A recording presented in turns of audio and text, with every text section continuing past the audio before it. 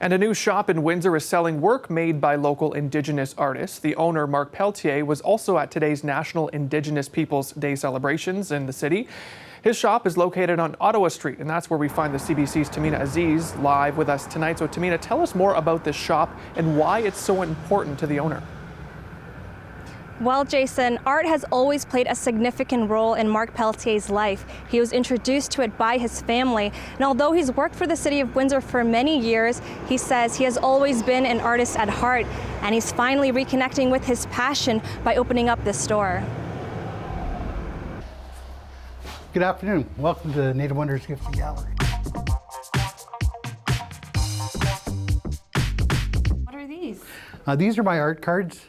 Now these here are prints that I did back in the 1990s, and I still have my art cards are reproduced all the time to be on sale here. On the back of each one of these cards is my biography. It explains how I got my start into doing native artwork. My uncle Art Solomon is a native elder from up in Northern Ontario. He's passed away now, but he was a big influence in my life.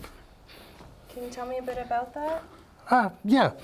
When I was about 12 or 13, I spent the summer with him. So what he had in his living room was lots of native art, and I just fell in love with it. And then when I come back to Windsor, I started doing my own art. And then I had a booth at Bobble Island when I was younger.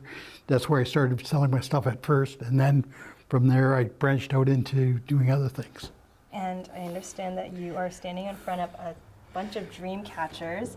Can you tell me the historical significance and some context with what the dream catcher is? The original story was when a child was born, the uncle would make the cradle board for the baby.